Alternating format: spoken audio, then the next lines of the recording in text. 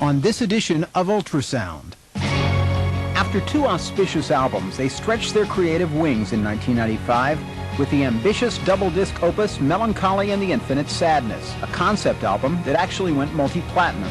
In the wake of a highly publicized heroin-related death in their ranks and the continued drug problems of their longtime friend and drummer Jimmy Chamberlain, they made a bold but difficult choice.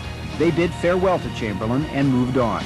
And they managed to exercise the extremes of angst and euphoria that characterized the 90s alternative rock scene from which they were born. I had to go through my little mourning period to let it go. And now I've let it go. You know, my band has let it go and we're ready to move on, you know, into whatever we're going to be. Now, on the eve of their highly anticipated fourth major release, the synthetically infused Adore, many fans are left scratching their heads and wondering what planet have the Smashing Pumpkins landed on, and what does it sound like up there? Well, as Darcy said, I said, you know, this whole thing's going to be a little risky, and she said, well, what have we ever done that isn't risky? The Smashing Pumpkins, Beyond Melancholy.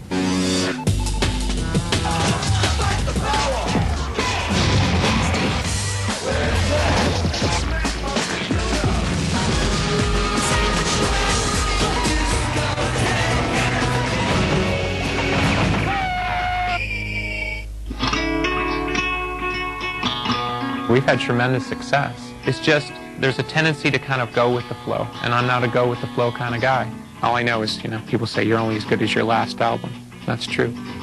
You know, I would be naive to think that people aren't going to compare and contrast. And, you know, if you chart the path of the band musically over 7 or 8 years, it's pretty radical.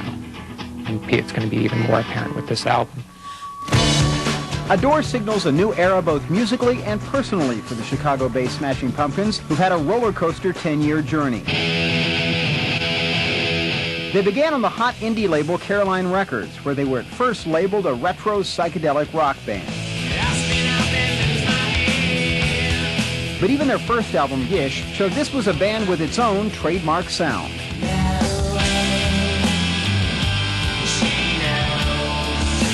But their rough-edged, loud-soft dynamics, intertwined around Corgan's highly personalized lyrics, would inevitably find them lumped into the grunge scene, brewing due west in and around Seattle, Washington.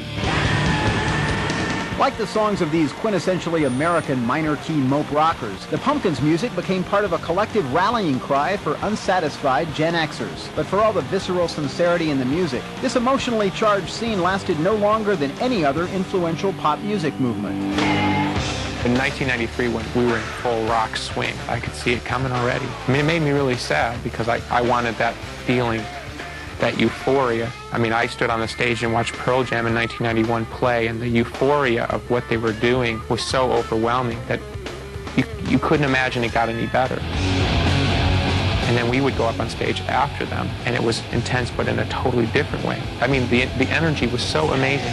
It would make you cry because you just didn't want it to change.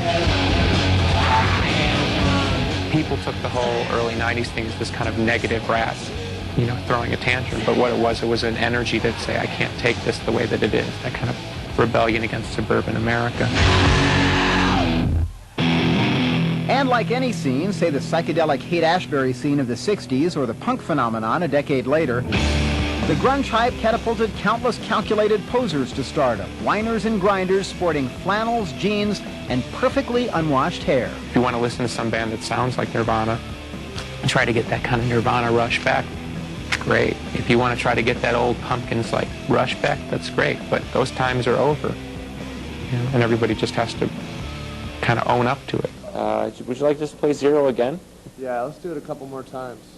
My hands aren't bleeding enough yet. Second day of the studio. The complaining begins. To Corgan, if the music was destined for dilution, he would single-handedly attempt to control its legacy. In 1995, the Pumpkins would try to capture the spirit of the music they had already created in one fell swoop. A 28-track double album designed to serve as the end of a musical era for the band, and by extension, the so-called alternative culture.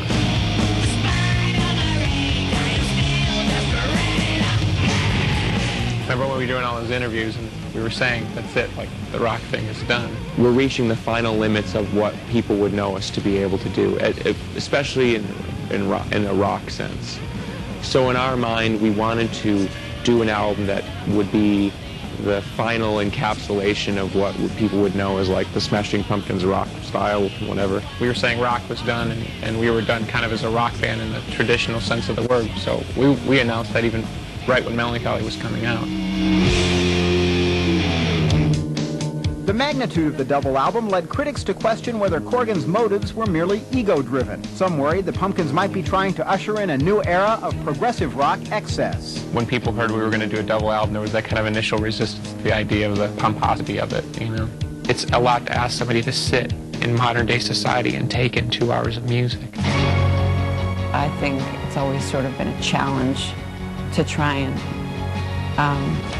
really take in everything that we're trying to do. But fans new and old went along for the ride. Melancholy was an across-the-board success. The double album sold 6 million copies, won a Grammy, and received a whopping 7 MTV Video Music Awards.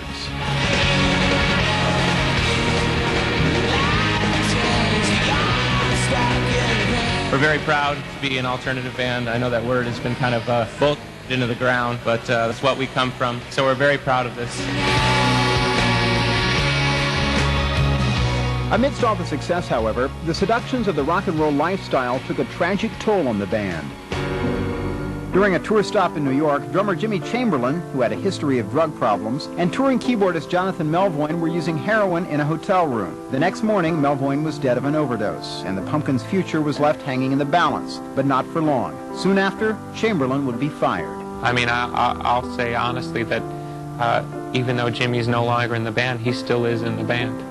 His presence and his spirit and his humor is still very much a part of the band. He's just not around anymore. And that's by choice. We still love him, and we still think about him often, but the issues that are involved with Jimmy are much bigger than rock and roll.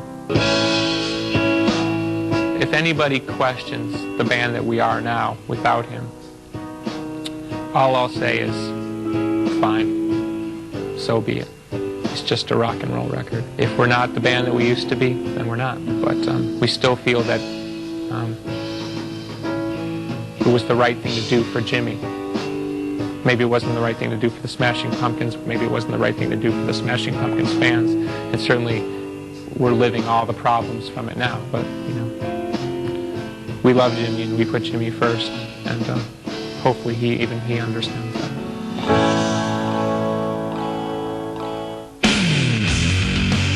If you've discovered us, you know, we're not just going to keep feeding you the same line. We want you to discover a new us.